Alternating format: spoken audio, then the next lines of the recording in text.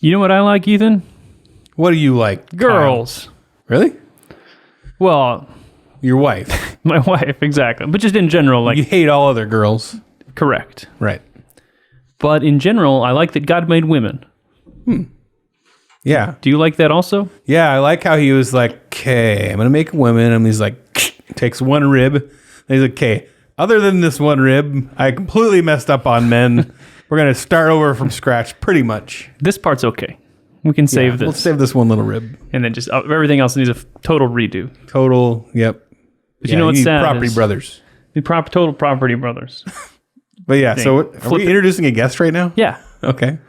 Abigail Schreier's coming on, who wrote a book about how women are being seduced into this crazy transgender craze thing. Yeah, specifically teenagers. teenage yeah. girls. Yeah, they're all, it's like, hey, why don't you jump on board the trans train and cut out your uterus? And, that's really permanent. So she's like, maybe we should just think about that a little bit. We should write a book about it, talk about maybe it's not a good thing to just jump into cutting out your uterus and everything when you're like 13. It is really That might be an permanent. extreme of all way the of putting it. of the spectrum of permanence. Yeah, that's pretty permanent. There's like kind of permanent and then like really permanent. I think, taken out. Like when we were growing up, kids wanted to like cut themselves and stuff. Like it was always like skin deep, but they might still have little scars, but Yeah. they can still have kids.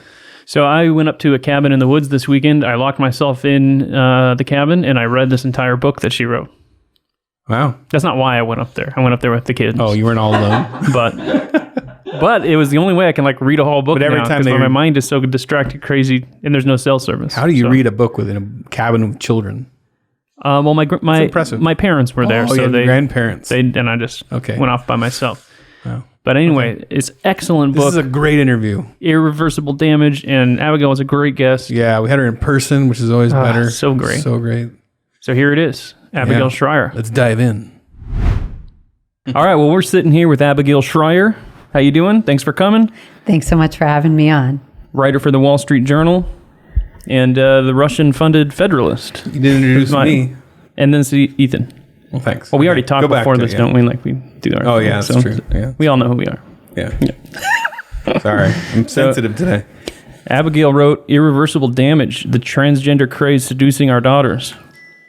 If you want to. Someone's got a timer. Oh, it's my phone. What do I do? Yeah. Can we redo that? No, I'm keep it in. Keep it in. No, it's sorry. beautiful. Perfect. It just makes it the best. Kids. What do I do? Your kids Did you set a say- timer on your phone? No. They're calling you? calling me. You wanna answer? That's You can a phone answer. call. We can stop. I use that. I'm in the middle of recording. Yeah, they can I be call on. you later? That can be on.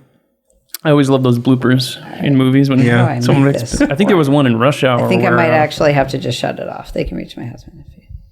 I think there was one in Rush Hour where Jackie Chan gets No a worries. call. Sorry about that.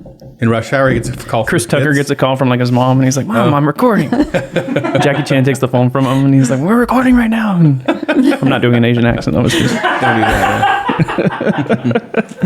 All right, so let's talk about this. I don't know. Our podcast sometimes is a little light and funny, but this is a hard topic to make light Yeah, and it'd funny. be too So I don't. light.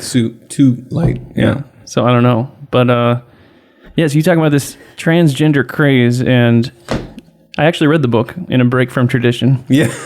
We typically interview guests, and then we're like, Pathetic. You read the whole book. and you talk about this transgender craze where, like, in the last few years, you probably explain it better than I can, but She will. yeah, absolutely. But there's a sudden explosion of girls identifying as males, identifying as transgender, so female to male, Or just transing. and especially- some kind of transing. some kind of transing. Yeah, Yeah. sure, that's the Yeah. technical term, and it's among teenagers. Yeah, what we're seeing is, a social contagion. It's young women who are in genuine pain, deciding with their girlfriends that this is the problem. And of course, in previous generations, they would say, oh, the problem is I'm so fat. I'm so fat. If I just lost more and more weight, I would finally be happy. And today they're looking at the culture and they're saying, wait a second, I know what's wrong with me. I'm in 7th grade. I don't feel feminine. I'm a boy. And they go on social media, and social media agrees with them. In fact, their favorite influencers are trans. And their girlfriends, and they hear the gender ideology in the school that only they know their true gender identity, and all their friends agree with them. And then these young girls who were not popular, who socially struggled, who were precocious and a little sheltered, all of a sudden they're heroes in school. So they're sure, oh, I was right. This is what I am. Yeah, and there's this...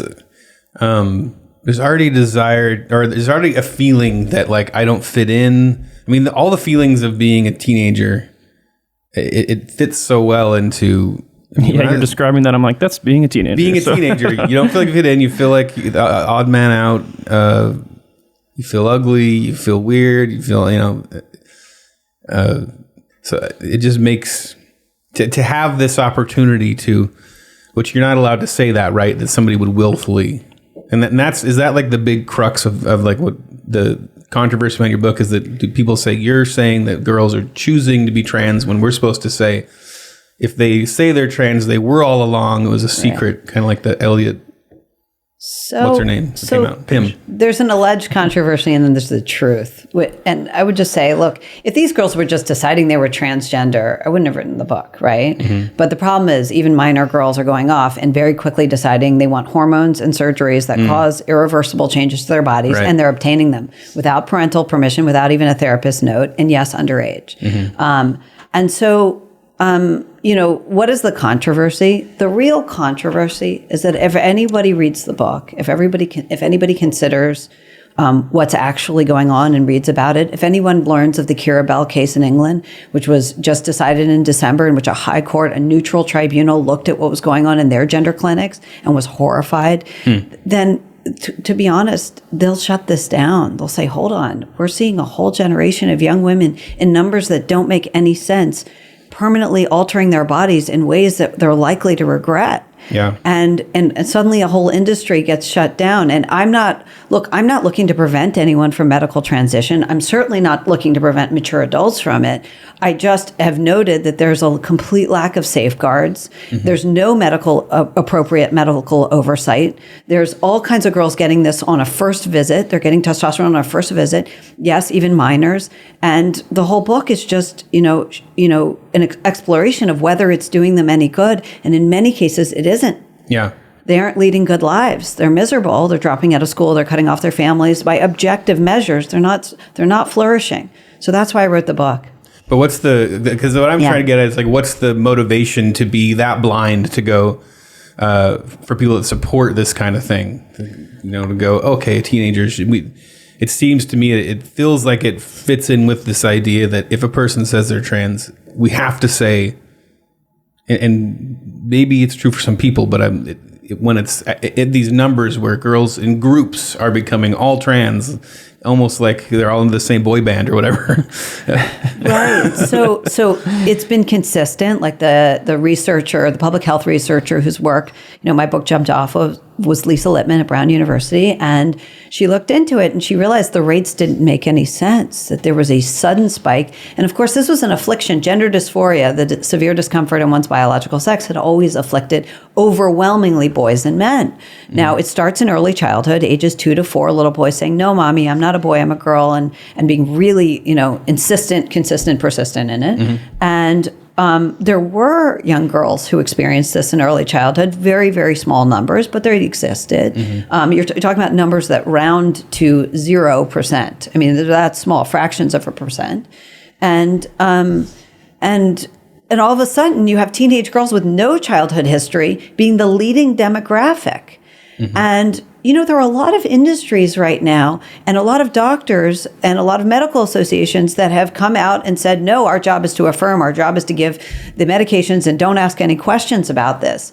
And there are so many people who have staked their careers on the idea that you can never, ever, ever question this. Yeah. That they figured out that if anybody were to question this, if we were just to use our common sense, that right away people would walk away in horror at what's been done. We're using a lot of trigger words like common sense, boys, girls. A lot of these you're not supposed to say any of that. So careful. Be careful. I'll try. Obviously, careful is not my cup of tea, but all right. Yeah. Well, when someone criticizes like anything transgender, the assumption is that they're, I don't know, a religious bigot or they have some kind of ideology. What got you interested in this? I mean, What cult are you in? What cult are you part of? Well, a reader wrote to me. I had done, primarily opinion journalism, and a reader wrote to me, and she said this. She wrote to me because I'd written an unrelated article with the Wall Street Journal. It was on the gender pronoun laws. And I'm a lawyer, and I had written about the fact that they aren't constitutional in America.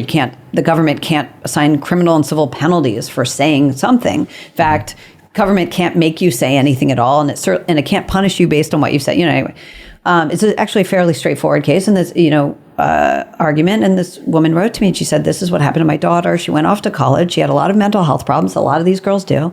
We're seeing rates of anxiety and depression we've never seen before in this population of teenage girls." And she said, "My daughter started a course of testosterone out of nowhere in college with her friends, and parents across the whole country are dealing with this. And no one will write about it. I've written to all kinds of journalists." And I thought, okay, let me get in touch with an investigative journalist I know.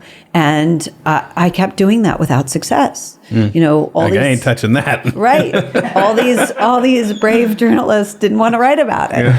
And at some point I thought, this is crazy. I guess if no one's going to write about this, why shouldn't I? I'm a journalist. I'm supposed to look into these things. So I wrote an article for the Wall Street Journal. And they let me do it. They were really nice about it. And is anybody trying to talk you down? Like, okay, sure you want to do this? At some point my husband is like, "Are you really going to, But, he was very supportive, but it was a little weird. This wasn't a personal issue to me. Yeah. Everyone assumes there's a personal issue, but I have to tell you, if you've been through this, if you have had a daughter who has gone on a course of testosterone and altered her bodies, and you don't think this is right for her, and you can't stop her, or you haven't been able to stop her, and you couldn't write about this. Because, certainly in the investigation I did, I don't know that you could do it, because it's these parents. There's not a parent who doesn't call me who doesn't end up sobbing.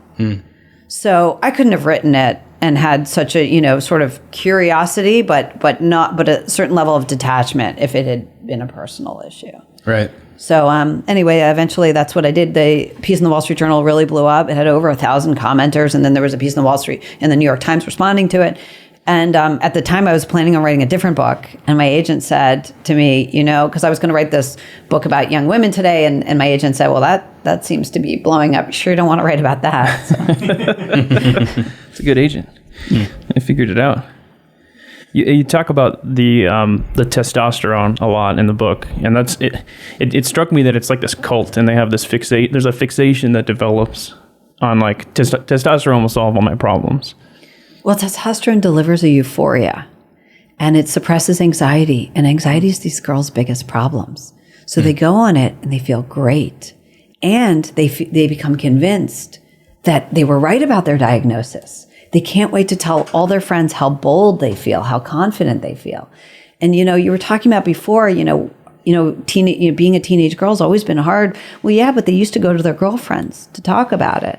But today they don't. They go to the internet. So they're getting advice from, a lot of questionable people. I know there's a young woman named Willow who's a detransitioner. I don't know. I didn't interview her for my book, but she did a series of YouTube. Waffling Willow did a series of YouTube. She was herself a detransitioner. She had transitioned and regretted it. And she did a series of really brilliant,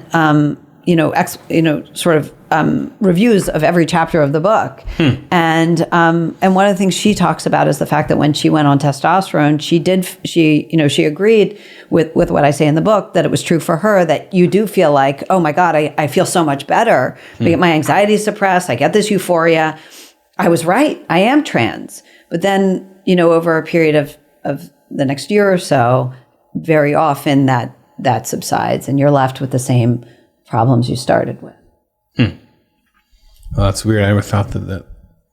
I'm curious if you could take away my testosterone for a day and be like, It's just anxious. I kind of assume, like, when I hear about the way women think, which see, all that we're not allowed to have any of these conversations, right? They can't talk about like how women think a certain way. It's not because when I was hearing your interview, I kept going, wait, you can't say that. That like generally girls this, generally boys that. Like that's stuff that's all it's not supposed to talk about it anyway.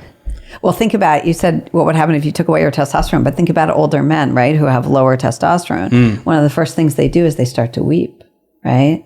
Women, I mean, old men weeping. they tend to cry more easily. I mean, that's one I of cry more easily. I'm 40 now. I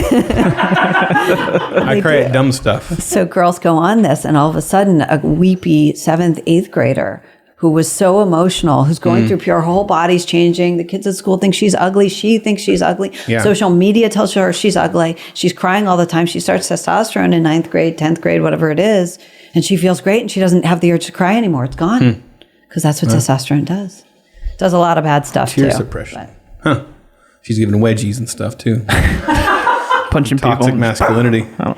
Dose. Let's talk about the social media element, because that was super interesting to me. There was something, it was almost counterintuitive that you mentioned in the book, that like girls are not having their first kiss, as young as they used to. And we think of it like, we're good Christian guys. We're like, that's good, but there's Until they're this, 30. but there's this like, I don't know, reverse effect where now they're finding that they're exploring, their sexuality or whatever online with these strangers that are like feeding them this gender ideology. And so they're not going to the mall and hanging out with their friends and making mistakes and then being like, kind of finding out who they are that way. It's exactly right. A whole generation of Gen X parents didn't want their kids to be exposed to any harms or any risk, basically. And so they watched them like hawks. And so a young girl of 12, 13, 14 has never had a first kiss very often. We've seen the rates. I didn't do the work on this. Other psychologists have done. So she doesn't know what she is. And she doesn't know, she's getting a lot of her messages from, at a very young age, a lot of them are coming from social media. A lot of them are coming from school, in which she's taught, it's a really good idea. You're a white girl. If you want to get, a certain amount of, congratulation at school, it's really great to pick from one of these more exotic things. So she can't choose to be a different race, but she can choose to be trans.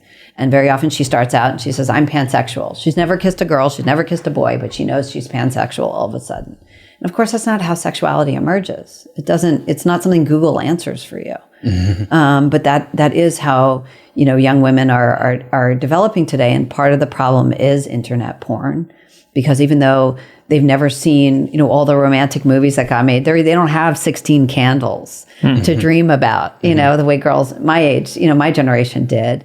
But what they do have is internet porn that they've seen at age 11 or very, very young ages. It's extremely violent, and it terrifies them.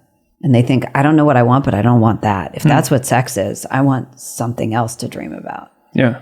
Plus, there's the whole Me Too movement and the whole toxic masculinity thing. I mean, I think that it makes sense because even I was raised by a single mother, and I always considered myself raised more feminine than the usual guy. I was terrified of guys, which I kind of relate to the terror, the scariness of men that women experience.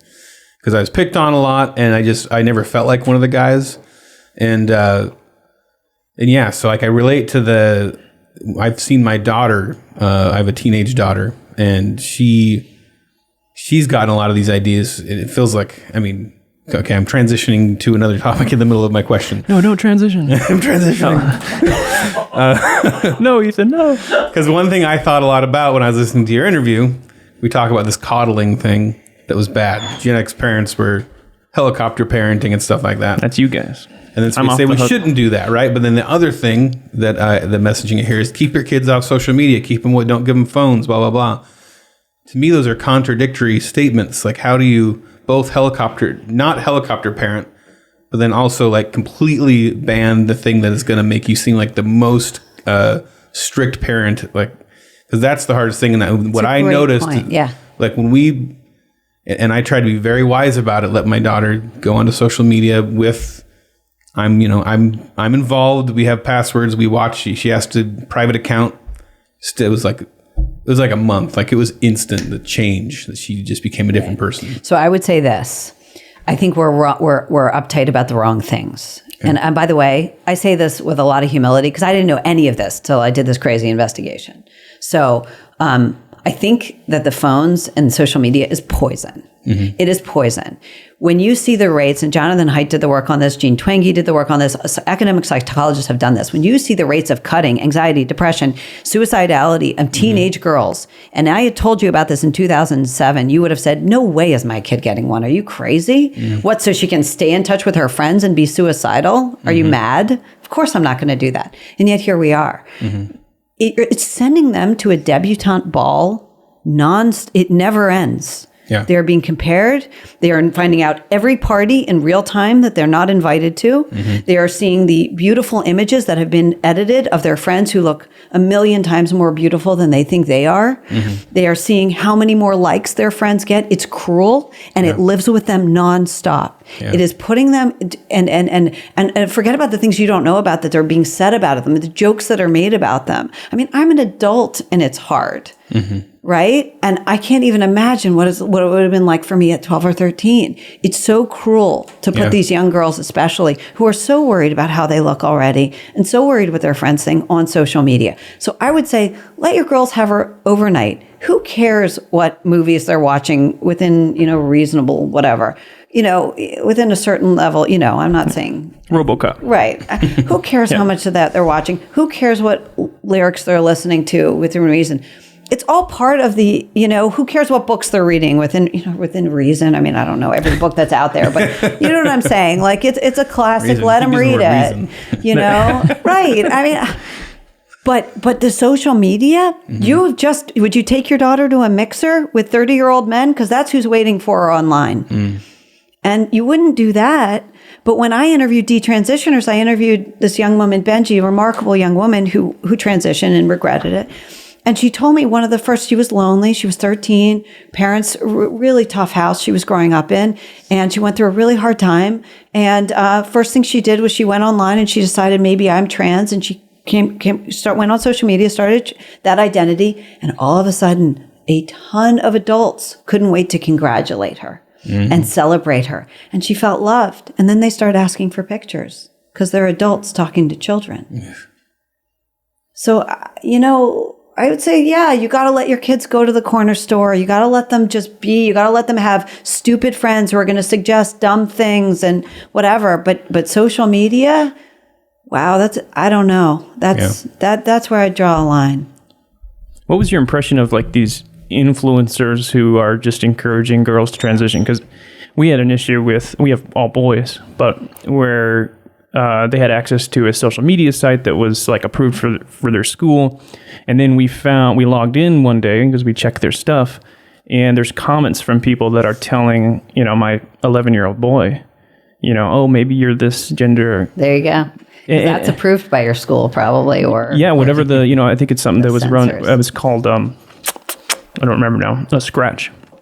It's a programming social media site done through MIT. Right. My actually. Do you know anything about this? Yeah, I know that is part of that. Yeah. And they just have these groups like a pro, whatever. So these kids are being encouraged by people, and anybody can log into it. That's right. So I'm telling, I would tell my boy, like, this guy that's talking to you and saying, maybe you're asexual, maybe you're, yeah. And I'm telling him, like, you're 10 years old or 11 or whatever it was. I'm like, everybody's asexual at that age. Like, like this is a normal part. Like everybody thinks girls are gross at 10 or 11. Like, don't, I don't know. So anyway, my question is you talk about certain social media influencers in your book, and some of them gave you a very positive impression that they were trying to do something good. They were trying to help. What's the motive for, like, I don't know, putting out on this information for girls to transition? Well, I think a few things. I was really grateful for the interviews I got with social media influencers. And I think I came away more sympathetic. These are young people in their 20s. Mm-hmm. I think they're trying to give a good message and trying to do good. And they believe this helped them. One thing you have to know is, remember that a lot of the kids, these aren't doctors. And by the way, some of the people on social media are far worse than others, right? Some of them are giving outright medical advice without any kind of medical license. And they don't like to talk about the negative side effects of testosterone. They're pretty bad. But I will say that, remember, you go on hormones and you go on testosterone. If you're a girl with high anxiety, you feel better. And so you can't wait to tell everyone about that. You want to share how good you feel, and you feel bold at an age when no girl feels bold, or very few girls feel bold. You're 14, you're developing and all these things, and all of a sudden you're bold, you're unafraid socially. So I think it comes from very often a good place. You get a lot of bad advice from older teenagers in your life. It's just that they didn't used to have, didn't used to have hundreds of thousands of people watching, subscribers. And also, here's the funny thing, they're edited videos. Mm-hmm. So very often, some of these influencers, they disappear because of their own depression and their own mental health problems. You don't see any of that. You see a guy in school and you look up to him, and then he gets kicked out of school. Well, you see it. Mm-hmm. That was my generation. So you know what happens to that kid. But with social media, everything looks perfect. So you think this advice is really good, and he's leading a great life. Trust me, I just saw his last episode. Yeah. It struck me as like just that there's this, we'll talk more about all the other elements, but there's this whole like network of people that are just ready to affirm any declaration that I'm trans or I'm identified as this or that. From the influencers to the doctors, to the schools. And I don't know. It's interesting to me. It struck me very cult-like. Like there's this, like I said, with the testosterone, that they're like, this is what's going to solve it. And then this has solved my problem. And then they go out and tell other people, and no dissent is allowed or encouraged. Yeah. I mean, so kids on YouTube are just kids on YouTube, yeah. Right? Even though they are now the new Hollywood stars of this young generation, right?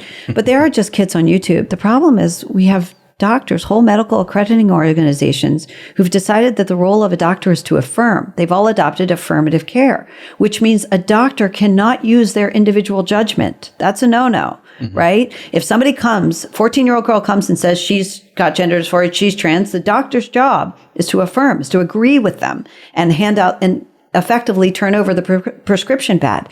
That's the standard in no other area of medicine. And it is because it's madness. You don't completely eliminate the judgment of a doctor. That's what they're there for. That's why they went to medical school, so they can do a differential diagnosis and say, hold on, I know you think you have rheumatoid arthritis. This is really osteoarthritis. Totally different. They're not allowed to do that with gender dysphoria. And I get calls from doctors all the time who don't want to lose their licenses, but what they say is going on is crazy, because agreeing with the patient's self-diagnosis was never their job. Mm. But it is now with regard to this specific condition. Hmm.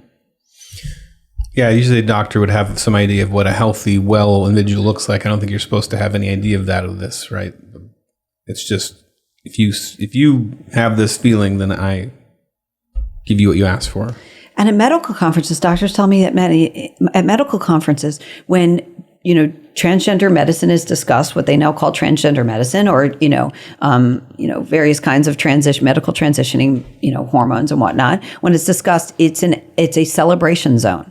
So in every other area of medicine, you go to a medical conference and it's a very serious discussion, very sober, very boring, of all the risks and possible side effects, because we want those out in the open. Mm-hmm. It doesn't mean we don't want anyone to ever take these medications, but everyone has to be aware of them, right? Mm-hmm. Certainly the doctors do. But doctors will tell me that when they go to medical conferences and these medications come up, we don't want to hear side effects. Mm. We're not here to talk about the negatives. This is a time to celebrate. They're acting like activists. So weird too, and like in a time of when everything's supposed to be like organic and like nature, right? And now it's like pumping full of chemicals and. Right. I always say this: you don't allow hormone, raised beef in your house, but you want to give it to your daughter. Yeah. Like that seems to be the thing today. That's so weird. And maybe we should, I don't know, figure out what some of the side effects are first.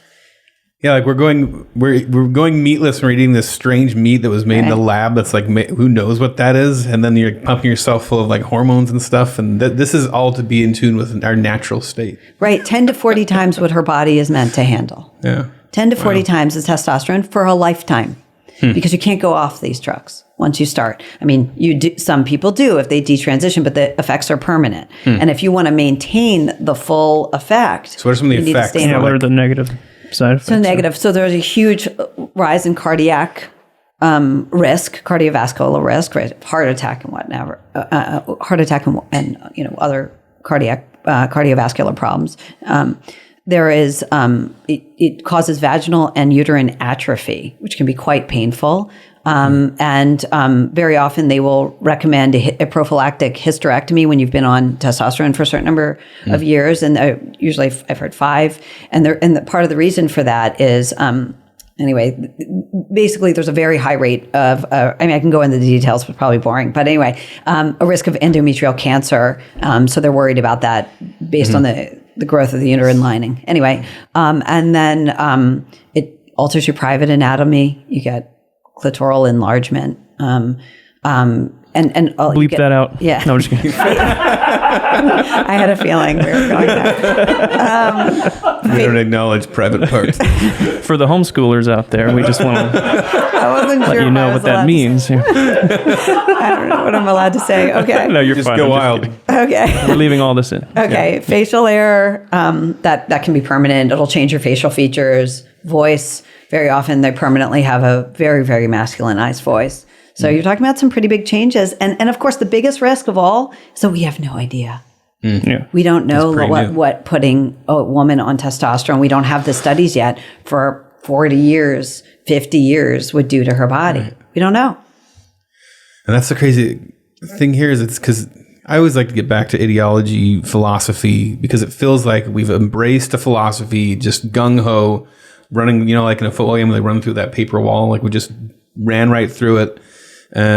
We just have to, and the weird thing is, male and female has to have no meaning, right? Because it's just a social construct. But then also, we need the hormones of male to female.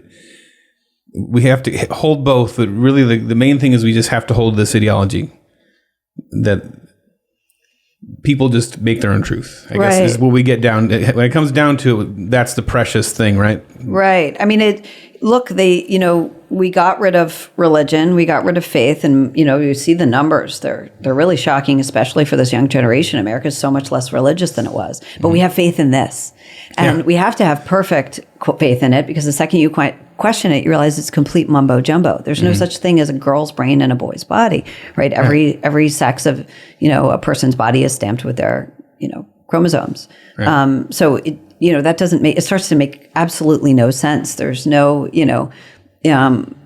anyway. So I think you have to accept it on faith, and it can't be questioned. And they're extremely intolerant of any questioning of this, because the moment you question it, it starts to fall apart.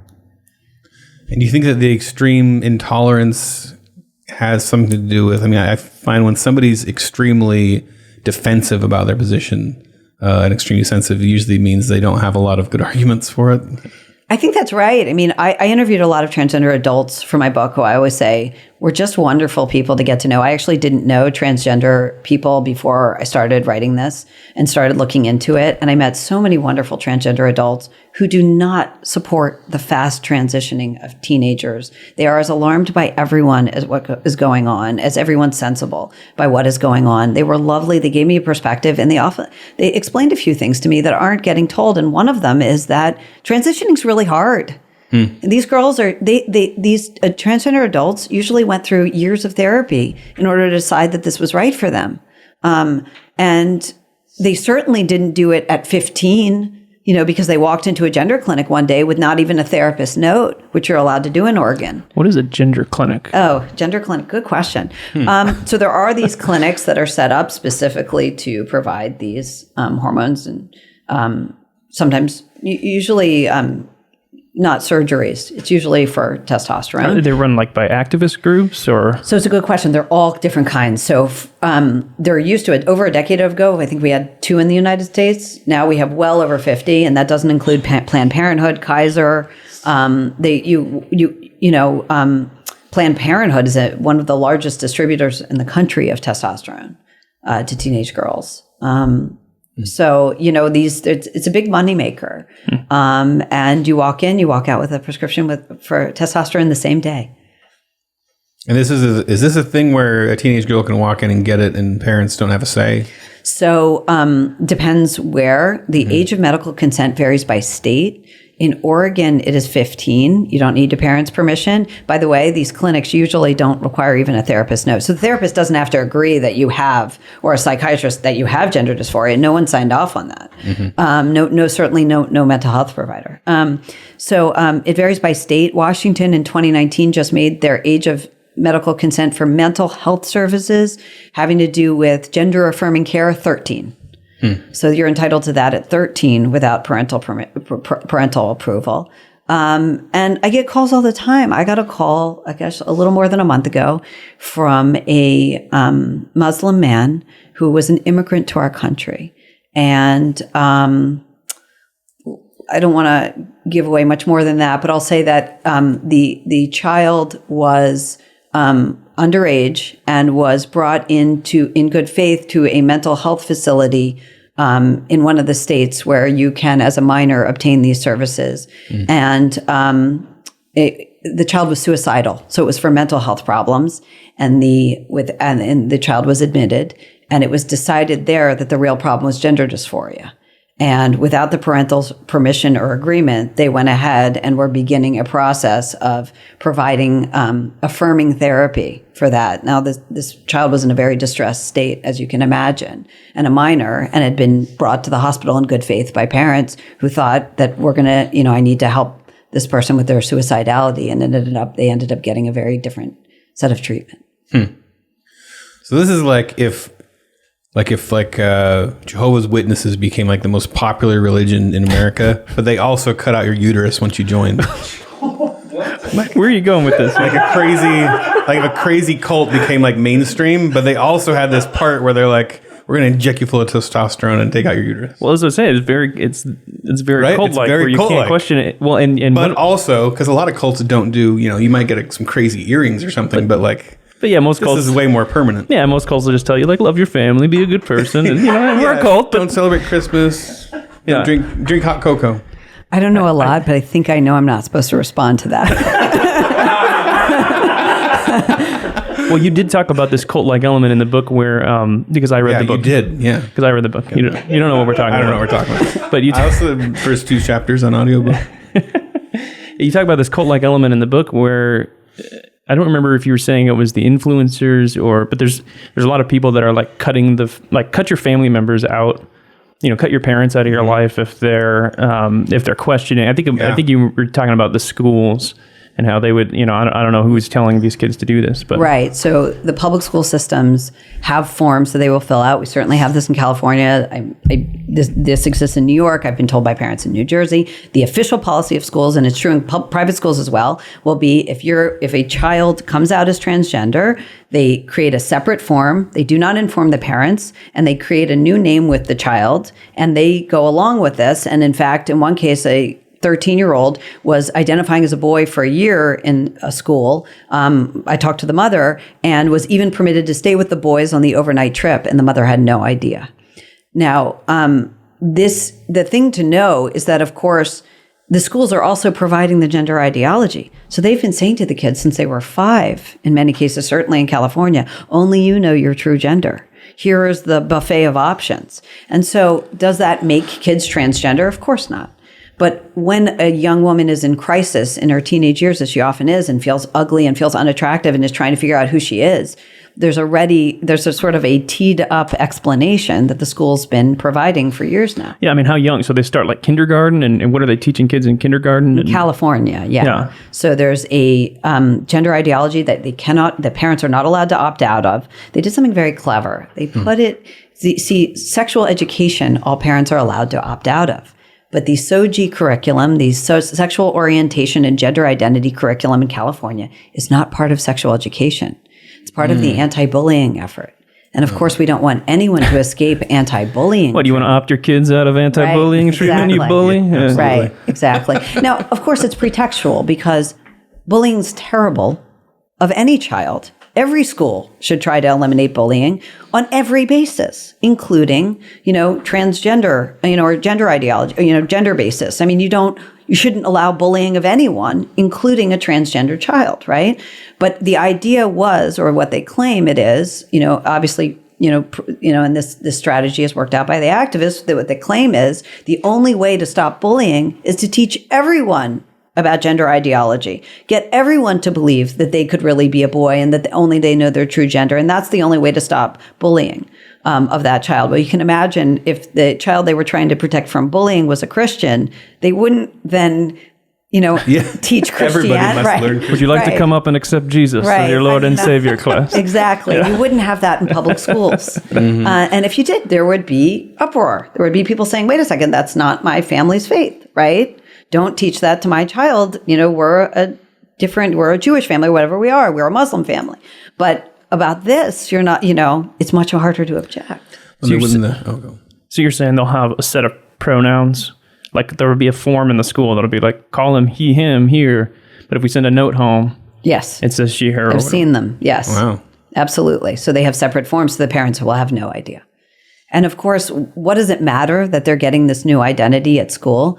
Well, gosh, that's extra confusing, right? If you think your problem is that you're really supposed to be a boy and everybody for a year has been calling you Chaz at school and, and showing off and you feel great and suddenly you've become the popular kid with this new secret identity from your parents at a moment when most teenage girls kind of want to stick it to mom anyway, right? Or they want to get a little bit of a break from mom, have a few secrets from mom.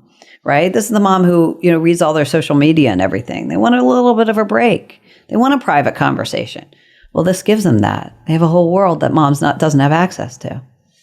Well, they very easily, that's been another thing, which I know I did it as a teenager too. My daughter, she's turned her mother into the enemy on everything. Even when her mom, she's coming up with these things. You said this to me at this age.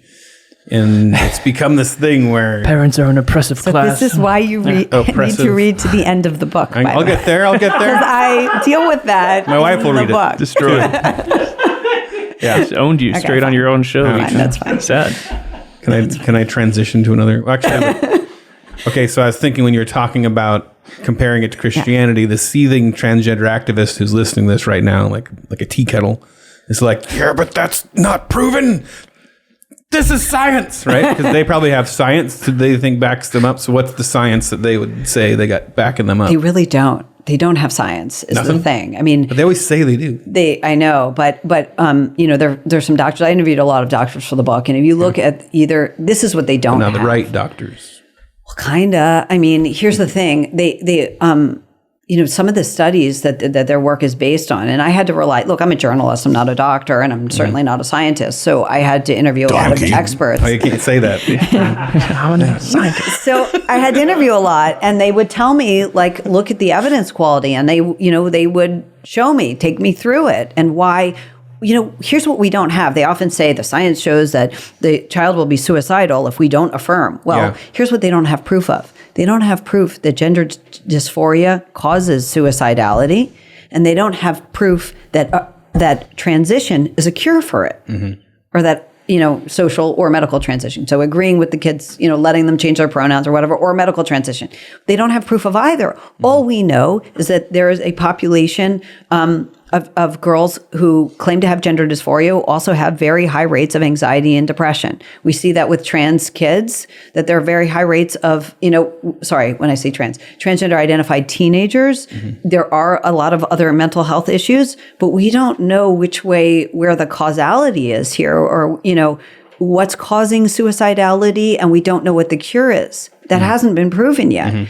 So before you start injecting your kid with 40 times the amount of testosterone her body would normally handle, it's worth asking a few questions.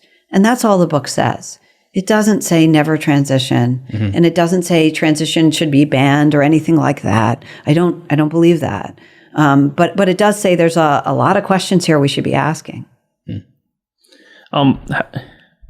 The weird thing is that there's all these girls all of a sudden identifying as transgender, but couldn't you also say that that's because now it's like more socially accepted?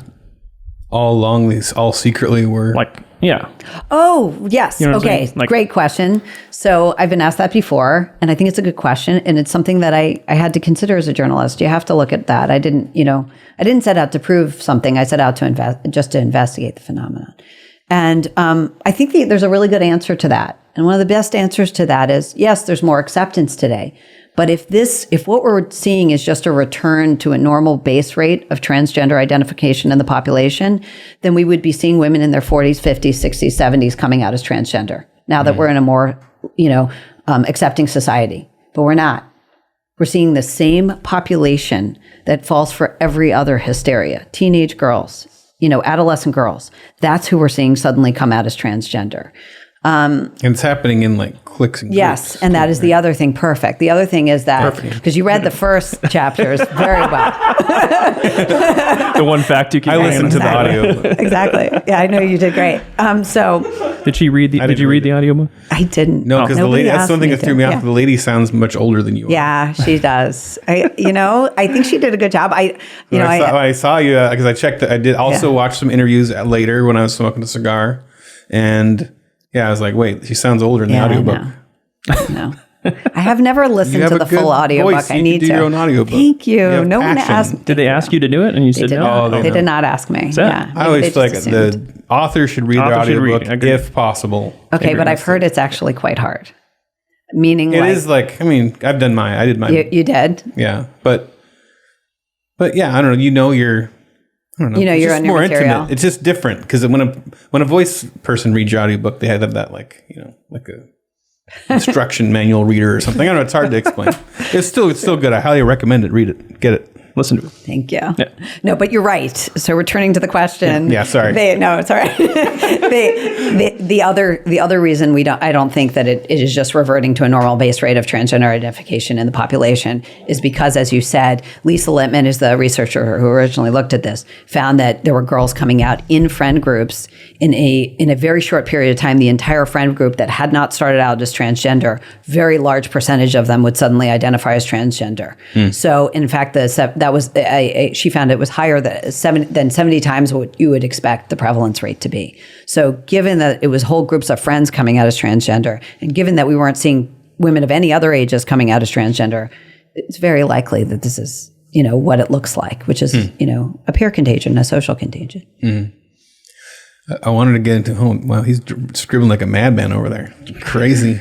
I can't read it. I go back and I'm Zodiac like, killer. I don't know what this question says. So I was okay. So like, you talked about gender dysphoria and how girls can kind of self-diagnose that, go in, and that's another thing that I've been like, as I'm now hitting this. I'm an old guy now, I guess. I'm a dad, and Low testosterone kids levels. these days. Yeah, sorry. Kids these days, self-diagnosing.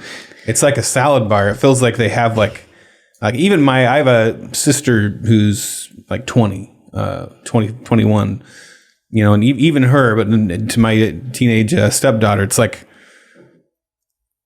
I have anxiety. It's never been Right. I have, what else? I mean, it's like this long list. Right. We are our diagnosis today. That's how the identification is all important. It's like it's permanent, right? Or Right. It's like a part of my identity. Right. So, one of the things I talk about in the book is I'm sure I would have had a million, like so many people, so many diagnoses. One of them would have been social anxiety, something I had literally never heard of because my parents told me it was being rude. Mm-hmm. My parents were like, don't be shy when it comes to saying thank you or to ask for something. It's rude. Mm-hmm. You must say to people, hi, how are you? I don't care how you feel. And so that was my cure for social anxiety. It wasn't easy. I didn't like it. I hated it. They made me go into stores and ask for things and pay for things myself. I would have stayed outside. But when I talk to psychologists, they're saying that kids are saying, oh, they have psychology, they have social anxiety because they all have therapists. That's the other thing. They all have therapists today who tell them they have social anxiety. They live with this. They think it's permanent. And they'll go so far as they will only order. I mean, you hear this. My daughter only orders pizza because she never has to, it can be delivered, and she eats pizza. So she eats pizza every night so that it comes to the door and she never has to interact with a person. I mean, that's because they think that the world should change based on their social anxiety. That's what they're taught today.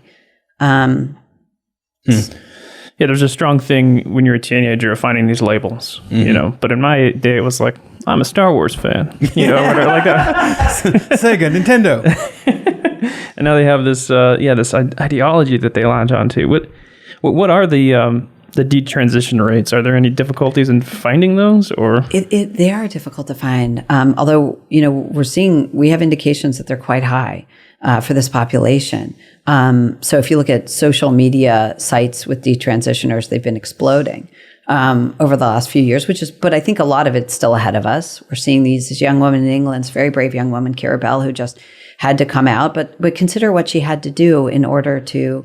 She sued the Tavistock Clinic of England. It was a tremendously brave thing to do. But what she had to do is effectively announce to the world, here's what my body looks like. Here's what I went on. Here's what I was suffering through. It was all a mistake. I now have no breasts. I have sexual dysfunction. I have all the things that were talked about in the papers in court. That's a very, asking young women to do that is very hard. It's very embarrassing, but the young women who I've interviewed who've been through this are just, so interesting, so brilliant, so insightful, because they've been through a lot, and they had to, they had to pull themselves out of it and say, wait a second, this was a mistake, and I'm not going to stay quiet about it. I don't want someone else to go through, what I went through. And it's just a tremendously brave thing to do. But they're attacked all the time by trans activists. The treatment of these young women, and men who detransition is awful. Always their social media groups are are constantly attacked. They're treated like, they've betrayed the cause. They're treated quite badly. Yeah, I guess if I ever grew up out of my high school phase and I was like, I'm not a Star Wars fan anymore, like that would not be that hard. But if you're like, I took all these hormones, I cut off my breasts, what if you lived online and all of your friends were celebrating your identity, and now you think you might have been wrong, but 1,000 of your friends are going to see that? And what if the doctor you went on to prescribe all these hormones that you told him you were gender dysphoric, now you don't think you are, you're too embarrassed to go back to him? And also all these things that were covered under the affirmative, the Affordable Care Act, a medical transition that were covered, suddenly you want to go back and it's not covered anymore. It's a hard road. Well, also you're starting to question this stuff, so you might be a bigot. That's a good point. Right. It's terrifying to think, am I a bigot? It is. Because I've seen that in my daughter, and she's like, sometimes she'll be like, I don't know if I'm lesbian or whatever. You can tell she's scared to talk about it, like questioning it, or just, it's so much easier to be like, I'm so open, right? So like, my 10-year-old went the other day. He goes, I think it was the other day. It was a while back, but he goes, I feel like I shouldn't say this, but it feels like everybody's turning gay. Like he said, just everybody at school feels like just everybody's going gay. Anyway, that was just it. That was good. That was a what do you call it? A tidbit. Anecdote. That's the word. That's the word. Yeah. Anecdote. That wasn't a question. Well, sorry.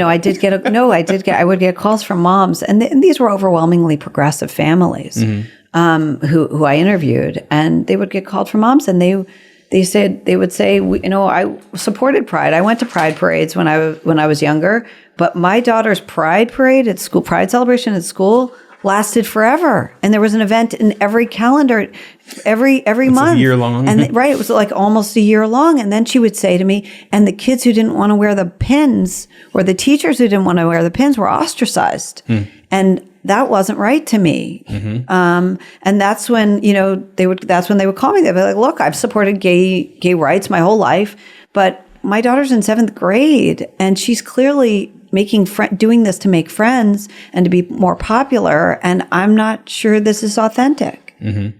Yeah, is there a typical girl that falls for this now? Is it progressive middle class, upper middle class? So it has been typically, white upper middle and middle class girls, very precocious girls, very tied to mom, very agreeable. So they never really have a space for them. They're mom's best friend. And they don't really have any space to feel like I rebelled. I'm a teenager. I got my ears pierced. They don't drive. They don't go to the mall by themselves to get their ears pierced, and they don't hang out with their girlfriends by themselves. Everything involves mom. And until this trans identity starts, they don't really feel they're their own person. And the problem is they hit their teenage years and they want more than anything to feel like their own person. But the moment they say, Mom, I'm trans, whoa, there's a big divide from mom. In fact, I'm not even a girl anymore. You tell some horror story. I call this the best horror novel I've read this year. I read a lot of horror novels, but you tell stories about parents who send their kids to like Ivy League schools and they're paying $100,000 a year for their education, and then they end up cutting them out of their lives. Like, that's how devastating this can be to the family unit. I get calls still all the time that say that the college plans will cover them. I know a woman I was just contacted by whose daughter, got even the double mastectomy during her time at a very prestigious college. But certainly starting a course of testosterone, sometimes the school will actually supply it. But in any case, it's almost always covered, and it's very cheap. And one of the most surprising things I learned was that, first of all, everyone's in mental health. I mean, is seeing a therapist today. So many of these young girls are. So they're used to seeing a therapist. So when they go on campus, they feel lonely. They feel anxiety about schoolwork or whatever. And I know what I'm supposed to do. I'm going to go sign up with the care. And the parents will even say, listen, you're feeling like you're going through a hard time. You're stressed out. Why not have a therapy session? And there are a lot of therapists now on campus, and a lot of them have, identity exploration as one of their other expertise. So you show up thinking you have anxiety, and it turns out that you have other problems, and maybe the solution is transition. So how do I find my way back to this question that's been in my head? Oh yeah. So a little more context on my situation earlier on. Kind of tore into me. I deserved it. Letting my daughter go on social media. Contextually, Ethan tries to get free therapy out of our guests. I try to use but no. So we have she lives in 2 homes. The other home she lives in, she gets free reign of all social media, anything, just whatever she wants to do, as much time, whatever. And I think there's probably a lot of families that are in this situation. There's 2 parents. One is less careful. So we're like, she's going to be on it. And the reality for a lot of people is they're going to be on it, even if they're at their friend's house or wherever they go, like they're going to be on it. So with that context, because it's nice. That's one of our most frustrating things is for me and my wife is like so much of the advice we get in stuff like this is about the rules you set. Right. And we're in a situation where none of our rules matter because we have, and so what are the other options, or what is just the messaging? How do we communicate to girls in this, even though they're in the midst of it? Okay. So a few things. One is, you're right that it's very easy to say don't let anyone kid on social media, but it's much harder. I mean, it's everywhere. It's an everyday fight. Absolutely.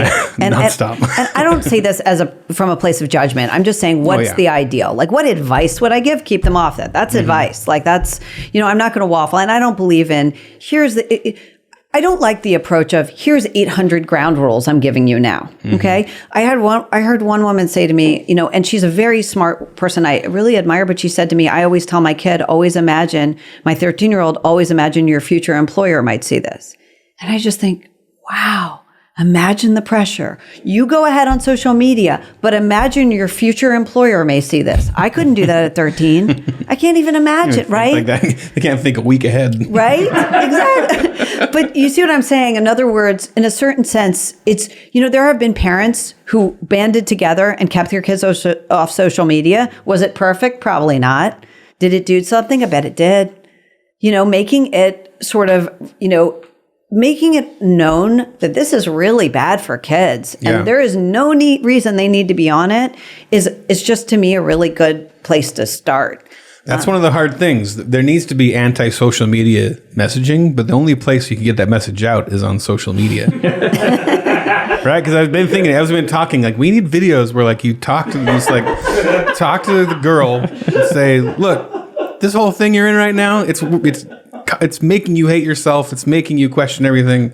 Please like and share. Please like and share. Please subscribe. Yeah. Well, I think you're right. I mean, that's part of the problem. And then you go door to door. We're all on it all the time, Yeah. right? I mean, that's part of the problem is all the parents are addicted. I mean, I have the same problem. Look, I'm a journalist. I'm on Twitter all the time. Is that good for me or for my family? Probably not. And I do think there needs to be a response, and I don't think we can leave it to big tech to decide what's appropriate for our kids because, frankly, they're going to come up with solutions that aren't so great for our kids. Maybe under all the videos where, like, there's like a 19-year-old trans activist that's like telling your daughter to go get the hysterectomy or whatever, there can be a thing that says this claim is widely disputed underneath those videos. I don't think they'll go for that. They won't do that. And like that would stop a young girl anyway. I mean, I Those just have the think, opposite effect because I'm like, oh, it must be true. It's yeah. so funny because there's so many claims that are disputed. Yeah. I'll tell you the best thing a dad can do for his daughter, in my view. The best thing a dad can do for his daughter is to make her feel beautiful and loved just as she is. That she can be a little heavy or a little imperfect looking in her most awkward period that she will ever go through physically. Yeah. And that she's still lovable and wonderful just as she is. And that doesn't make her any less of a woman.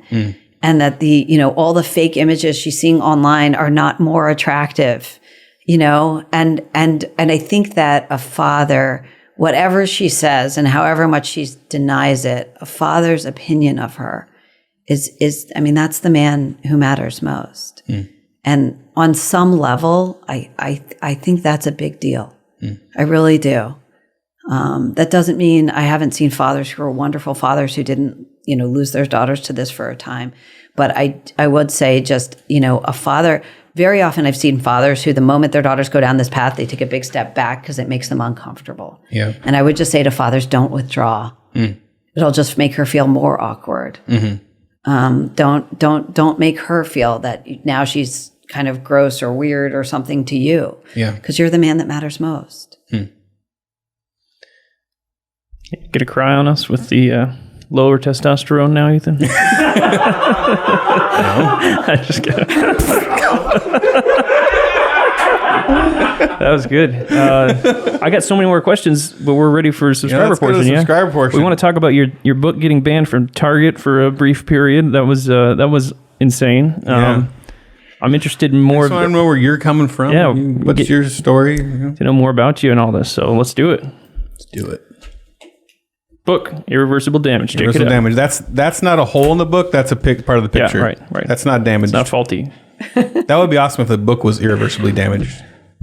We should do that. Second printing. Second Deluxe copy. Coming up next for Babylon Bee subscribers. Well, your book got banned from Target. That was, It did. Is something that should really upset a lot of Americans, that happens today. Brown University stripped her the précis for her work from its website because of an activist campaign. This is a university. Let's talk about lesbians. You're the ones who had books to the Bible. I guess it's true. Wondering what they'll say next?